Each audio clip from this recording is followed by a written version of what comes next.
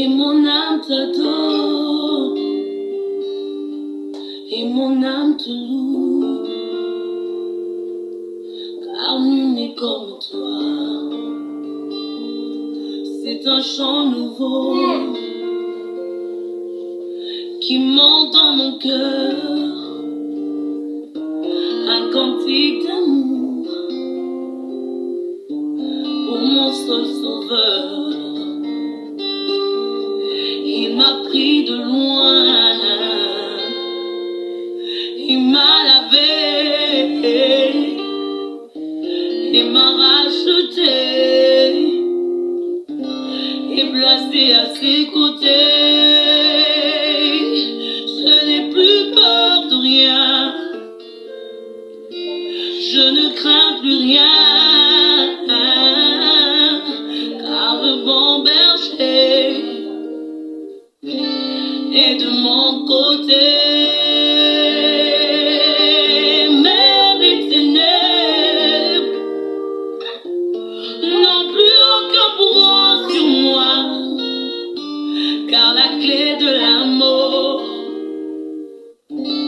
c'est mon maître qui la tient. Quand il me tient la main, nous pensons droit dans l'armée de l'ennemi, et le grand Goliath se retrouve par terre. Lui seul me suffit, lui seul est tout pour moi. Quand je ne sais comment dire, je me mets à chanter. L'Éternel est bon, l'Éternel est bon, l'Éternel est bon, il est bon pour moi. L'Éternel est bon, l'Éternel est bon, l'Éternel est bon, il est bon pour moi. C'est monté. Éternel mon Père, je te bénis, je te loue, car Seigneur, je sais que sans toi, Seigneur, ma vie n'est rien. C'est toi seul qui détiens ma vie. C'est toi qui as le dernier mot dans tout ce que je fais. Je te remets ces temps, Seigneur, Père éternel, que je vais passer, Seigneur, au Père, sur cette vidéo, Seigneur. Père, je te prie d'être au contrôle de tout ce qui sera fait, de tout ce qui sera dit. Que toi seul, Seigneur, siège pendant ces moments, Seigneur, et que tu agisses, Seigneur, Père éternel. Que tous ceux qui vont, Seigneur, me suivre, Seigneur, Père éternel, soient touchés par ce témoignage, Seigneur, que tu me fais grâce de faire ce soir, Seigneur. Que l'honneur, la louange te reviennent, Seigneur. Toi seul connais le nombre de personnes qui vont suivre cette vidéo. Papa, que ces personnes, Seigneur, ne soient plus les mêmes. Après avoir suivi cette vidéo, Seigneur, que ta main puissante, Seigneur, agisse à travers les cœurs, Seigneur, Père éternel, qui vont s'ouvrir à toi, Seigneur, après avoir entendu ce témoignage, Seigneur. Que la gloire, l'honneur et la louange te reviennent, Seigneur, au nom de ton Fils bien-aimé, notre Sauveur, Père. Amen. Bien-aimés dans le Seigneur, je vous lance un grand samba pour toute personne qui me suit en ce moment. Beaucoup de gens pensent que le mot samba veut simplement dire bonjour. Non, ce mot est un grand mot. Samba, c'est le 7e jour du Seigneur. Le jour du Seigneur, le jour que le Seigneur a choisi pour son peuple. Pour ceux qui réellement sont choisis pour le servir. C'est ce jour-là qu'on appelle samba. Mais dans nos langues, par exemple, ici en Afrique centrale, la plupart des gens se saluent en disant samba. Lorsqu'on s'embrasse, on dit samba. Or, samba veut simplement dire le bonjour, bonjour à tous, bonjour mon frère. C'est ce que ce mot veut dire. Mais Samba est également le véritable jour du Seigneur.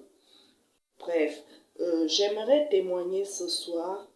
Je suis votre sœur bien-aimée, Christelle depuis Libreville au Gabon. J'aimerais encourager les femmes en ce jour par mon témoignage, par rapport à ce que j'ai vécu dans mon couple.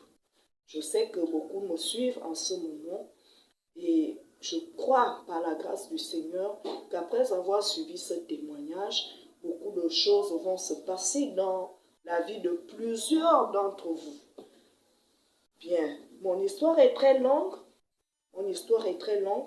mais par la grâce du Seigneur, je vais essayer de la raccourcir pour ne pas être trop longue, pour fatiguer les gens. Je ne vais pas être très longue, mais le Seigneur nous fera grâce de pouvoir vraiment être édifiés, vous et moi. Non seulement vous, mais aussi moi, je serai édifié à travers ce témoignage.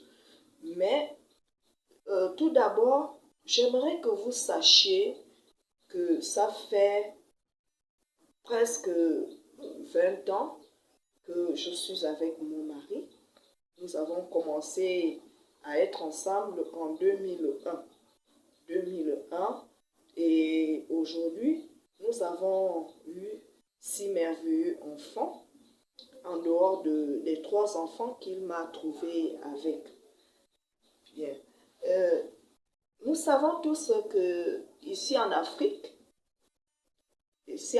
lorsqu'une femme a déjà fait des enfants, cette femme-là n'est pas vraiment appréciée de sa belle famille.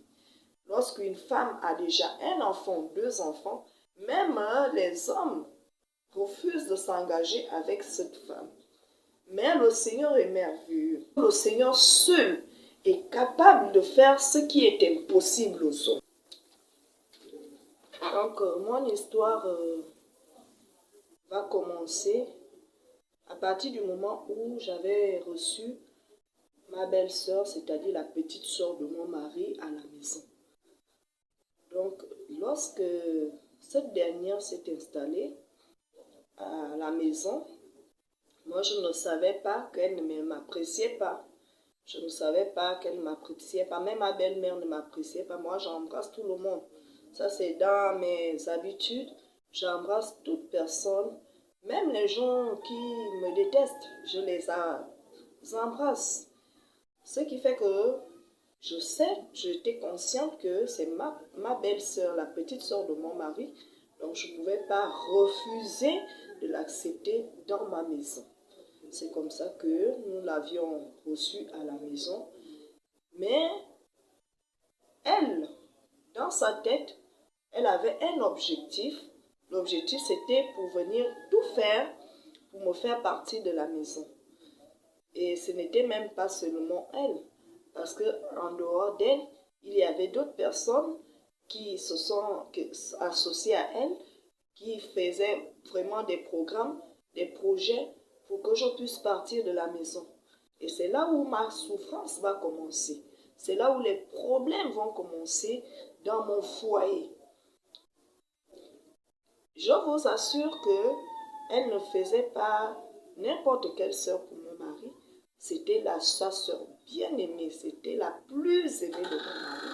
Je peux même dire que mon mari l'aimait même plus que sa propre maman. Donc, quand cette belle-sœur-là s'est installée dans ma maison, on a commencé à avoir des disputes qui finissaient par les bagarres. Et moi, en général, je n'aime pas trop parler. Au départ, je ne répondais pas. Lorsque mon mari commençait à se fâcher, il parlait, je ne répondais pas. Et ça l'énervait. Ça l'énervait parce qu'il disait souvent que, donc, c'est moi que tu prends pour un imbécile. Hein? Je parle, tu ne réponds pas. Donc, c'est comme ça que elle a commencé à créer les problèmes entre mon mari et moi quand je ne suis pas à la maison.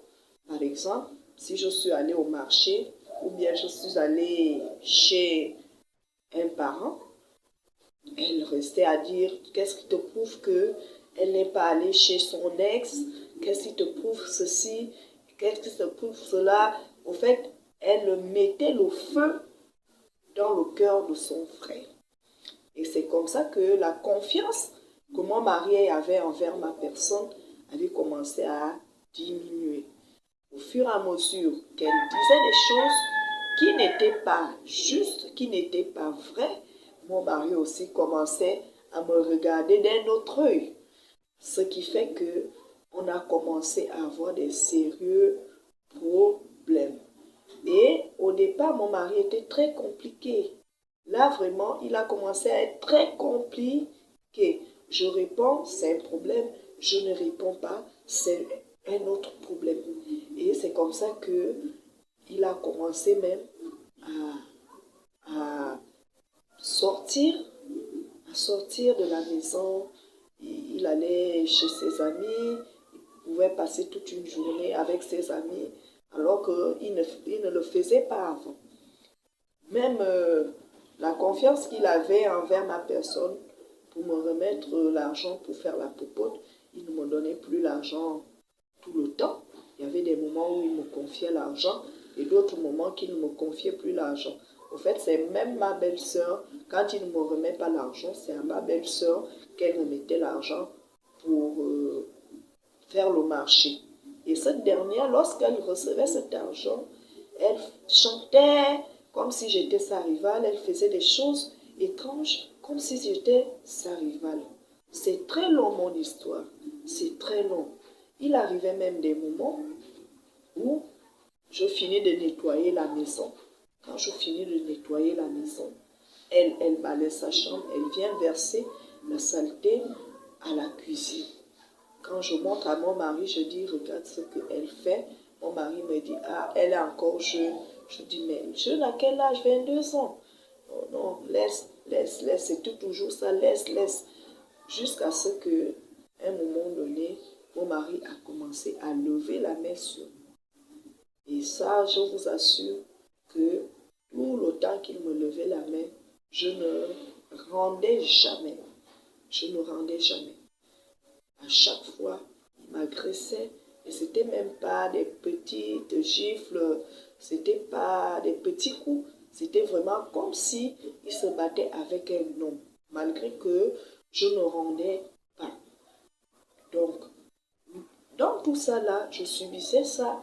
Mais il y a une chose qui faisait ma force. Voilà pourquoi dans l'une de mes vidéos, je demande aux sœurs de faire très attention. On ne s'engage pas avec un homme par plaisir. On ne s'engage pas avec un homme parce que on a la soif de se marier. On s'engage avec l'homme lorsque le Seigneur te donne le go. Lorsque le Seigneur t'a déjà montré avec qui tu dois t'engager. Parce que en vivant toutes ces choses-là, ce qui avait fait ma force, c'est ce que le Seigneur m'avait dit de la part de mon mari. C'est ce que le Seigneur m'avait dit. Donc, c'est comme ça, c'est ainsi que les problèmes ne faisaient que s'aggraver. Jusqu'à ce que, un jour, elle a proposé à mon mari de prendre une sœur dans la maison. Mon mari est venu me demander. Moi, je savais que c'était une sœur en Christ. Ça, c'est ce que je savais. Donc, j'ai reçu cette sœur-là. Malgré qu'on n'avait pas vraiment de moyens. À l'époque, mon mari ne gagnait pas grand-chose. On mangeait faiblement.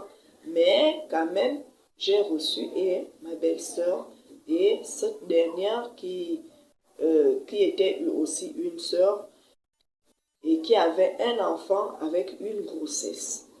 Cette dernière, lorsque je la reçois dans ma maison, elle n'avait rien. Et pourtant, on m'avait fait comprendre qu'elle louait, mais elle n'avait pas d'assiette, pas de cuillère, pas de marmite, pas de réchaud. Mais moi, je l'ai reçue. Donc, on était dans la maison, dans la même maison. Et c'est moi qui préparais, je donnais à manger à tout le monde. On était là, mais j'avais observé que les deux étaient complices. Les deux étaient complices. Donc, c'est ma belle-sœur qui va voir la sœur et qui va dire à cette sœur-là que faisons tout pour faire partir la femme de mon grand frère. Donc, ce qui faisait que derrière moi, il y avait des complots, des choses qui se disaient de gauche à droite. Même quand je suis dans la maison, lorsqu'elles vont dans l'une des chambres, c'est-à-dire soit dans la chambre de la petite sœur de mon mari, soit dans la chambre de la sœur en Christ, les deux faisaient des plans pour me faire partir de la maison. Mais moi, je ne partais pas. Et ça les énervait plus. Plus je disais, je ne pars pas de la maison. Plus elles utilisaient d'autres moyens pour me faire partir de la maison. Ce qui fait qu'à un moment donné, mon mari qui ne buvait pas a commencé à boire du vin. Puisqu'à chaque fois, c'était des choses qu'on lui racontait quand je ne suis pas là.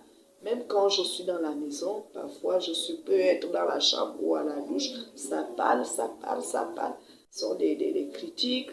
Donc, il a changé, il a commencé à changer complètement. Complètement. Mais ce qui m'avait beaucoup touché, c'est qu'il y avait des moments où il me disait, toi tu es quel genre de femme?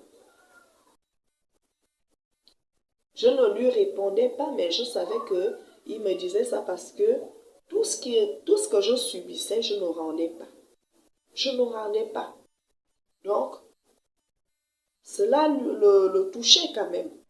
Cela le touchait. Il s'asseyait à un moment donné, il réfléchissait, il dit, ah, je fais ça, mais mes parents font ça, mes parents font ça. Elle ne réagit pas, elle ne bouge pas, elle maintient toujours sa position, qu'elle reste là.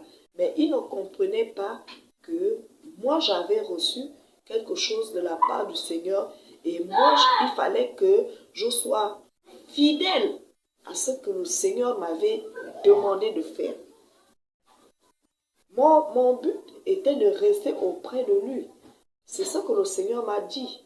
Le Seigneur m'a dit, c'est mon mari. Donc, si c'est mon mari, je dois rester auprès de lui, peu importe les situations. Et c'est grâce à ce que le Seigneur m'avait donné comme parole, c'est grâce à ce que le Seigneur m'avait dit que j'ai eu toutes ces forces-là qui m'ont amené à supporter et les disputes et les bagarres et les infidélités. Oui, parce qu'il y a eu tellement de choses qui se sont passées. Quand mon mari buvait maintenant le vin, il ne restait plus vraiment à la maison. Il partait le matin très tôt, 4h30, 5h30, il n'est plus à la maison. Il revenait deux fois à 24h, deux fois à 1h du matin. Et pourtant, on priait tous, on tenait tous la Bible. Mais il est arrivé que pendant ces moments où il n'écoutait plus que ce que ses sœurs disaient, ses parents disaient, ces moments-là, il a commencé à boire, à vivre dans le désordre comme un homme qui n'avait jamais connu le Seigneur. Après avoir fait tout ce qu'il fallait, selon eux, pour que je parte de la maison, ils ont eu un dernier recours. Le dernier recours, c'était de me mettre en rivalité. C'est-à-dire, il fallait que mon mari prenne une autre femme, ou j'accepte la rivalité, ou je parte de la maison. Sachant très bien que cela fait très mal dans le cœur d'une femme, et qu'une femme ne peut supporter la rivalité. Ça, c'était le dernier recours. Mais malgré cela, je suis restée. Je ne suis pas partie de la maison. Je suis restée là, j'ai dit, je ne bouge pas. Mais je priais toujours le Seigneur, afin que le Seigneur puisse toucher le cœur de mon mari. Mais tout en lui rappelant ses promesses. Et c'est comme ça que mon mari est resté dehors pendant plus d'1 an. Je suis restée seule avec 8 enfants et la grossesse, j'ai accouché, j'ai bien accouché. Tout s'est bien passé. Quand j'apprends maintenant que mon mari devait se marier, cela m'a fait mal, c'est vrai. Mais je suis restée toujours dans la prière. Je n'ai pas réagi, je n'ai pas cherché à savoir avec qui il allait se marier, avec qui il vit. Je n'ai pas cherché à savoir, mais je suis restée dans la prière, sachant très bien que le Seigneur m'avait dit quelque chose le concernant. Le Seigneur m'avait dit que c'est mon mari, et dans mon cœur, j'ai toujours gardé dans mon cœur que c'est mon mari. Et un jour, le Seigneur va le changer. Parfois, je faisais des jeûnes et je comprenais un certain nombre de choses. Je comprenais que ce n'est pas lui-même qui veut faire ce genre de choses, ce sont les gens qui lui poussent à faire un certain nombre de choses. Par exemple, les conseils donnés par les amis, les conseils donnés par les parents, parce que ces gens-là ne voulaient pas que je sois avec lui. Et les amis, il y avait certains de ces amis qui m'appréciaient beaucoup,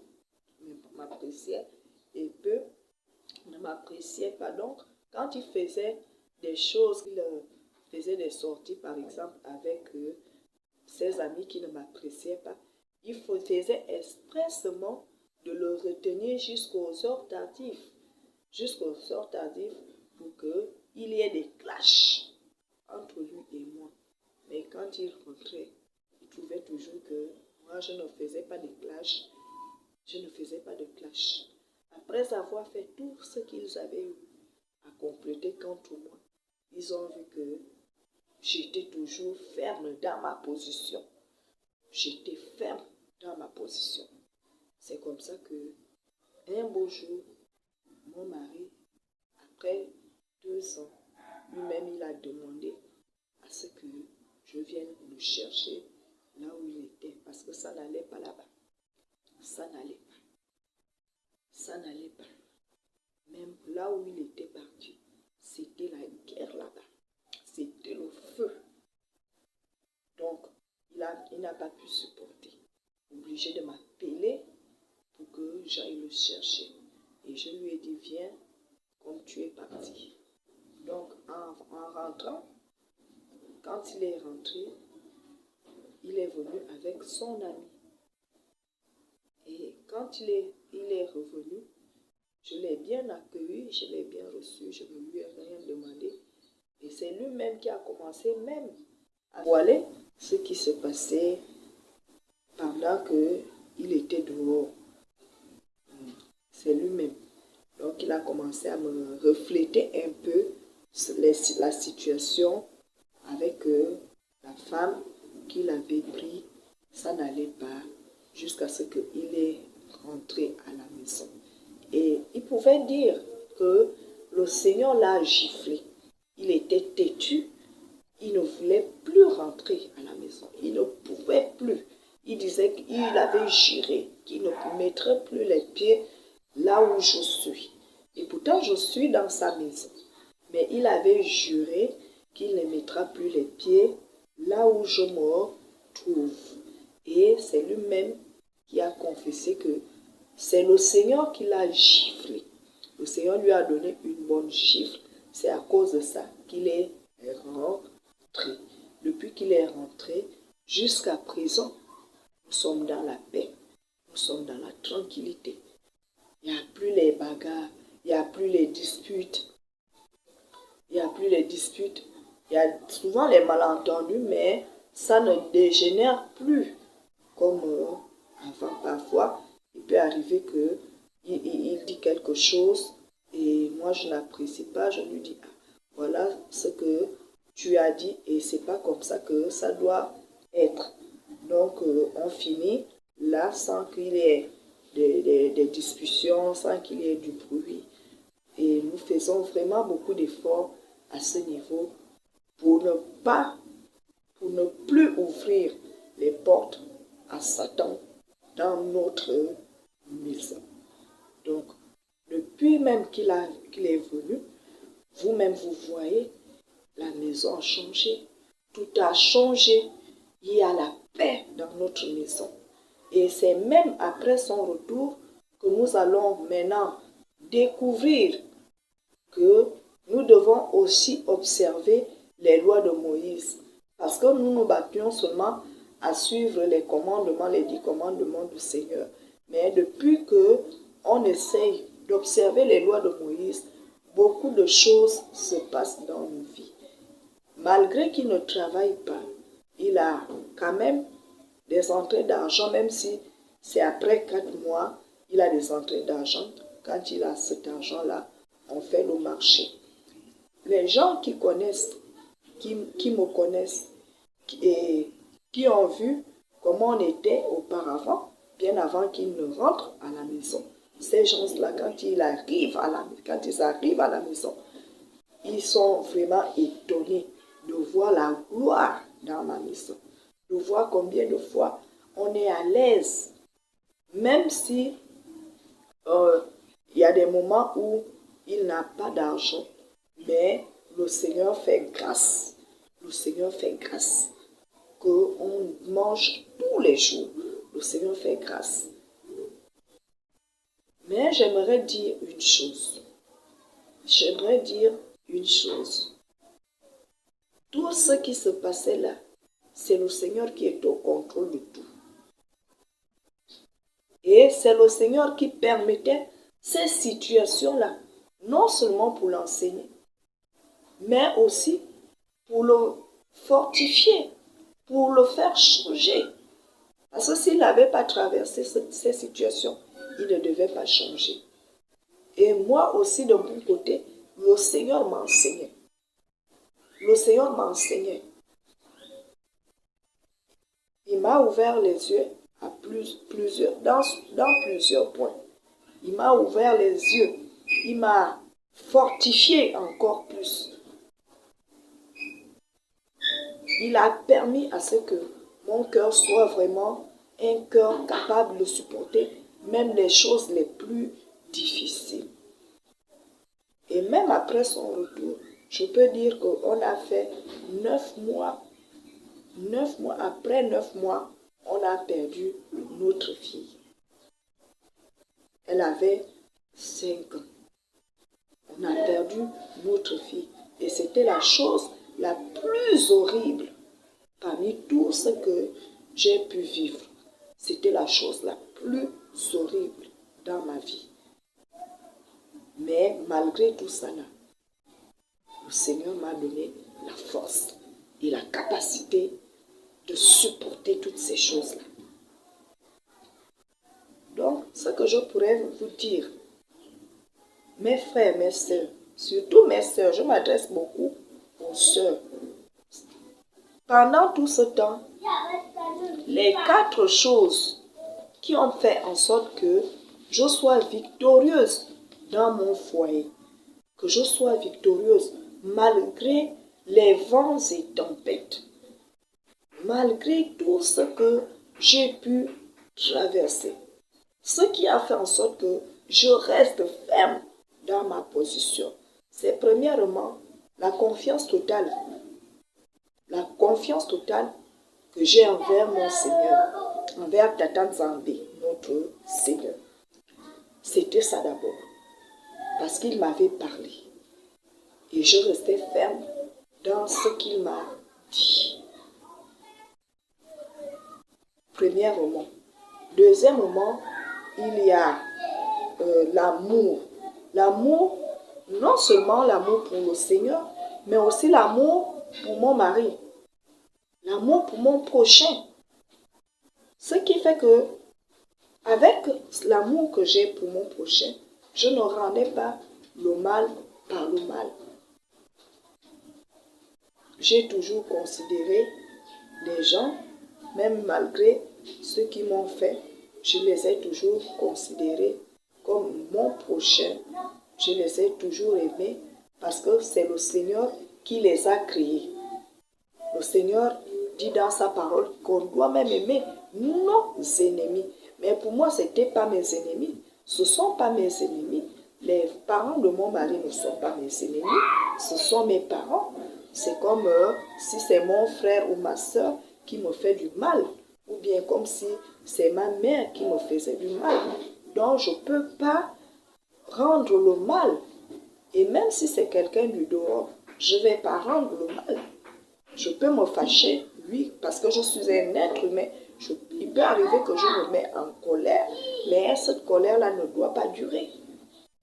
À un moment donné, je vais me calmer et je vais toujours embrasser cette personne. La douleur peut faire en sorte que je sois fâchée, mais mes réactions ne doivent pas sortir de la parole du Seigneur. Je dois toujours agir comme si c'était le Seigneur qui vivait la chose. Parce que quelle douleur que j'ai eue que le Seigneur n'a pas pu avoir. Le Seigneur a vécu plus que ça. Le Seigneur a vécu pire que ça. Donc, l'amour envers mon prochain faisait en sorte que je ne puisse pas rendre, mais que plutôt je puisse m'asseoir et réfléchir et essayer de les comprendre. Parce que quelque part, même s'ils agissaient, ils agissaient mal, quelque part, il y avait une raison qui les mettait hors d'eux, ou bien qui faisait en sorte qu'ils puissent chercher des voies et moyens pour me faire partir de la maison. Déjà, premièrement, parce que j'avais 3 enfants, et les gens n'acceptent pas vraiment les 3 enfants. Deuxièmement, parce qu'ils jugeaient bon que nous ne sommes pas de la même tribu. Donc pour eux, ils voulaient que leur fils puisse avoir une femme de la même tribu qu'eux. Troisièmement, et ce qui fait vraiment en sorte que les choses puissent être encore plus graves, c'est parce que ma belle-mère avait eu une rivale qui est de la même ethnie que moi. Donc du coup, pour elle, les filles ne sont pas des bonnes filles.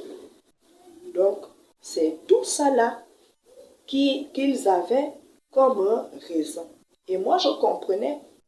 Effectivement, je me mettais beaucoup plus à la place de ma belle-mère que si moi aussi, j'étais une femme, est-ce que je pouvais facilement, ou bien je pourrais facilement accepter une femme qui est d'une tribu qui va faire souffrir? C'est pas facile. Il n'y a que la grâce du Seigneur. Donc, c'est tout ça là qui faisait ma force. De comprendre les réactions des autres.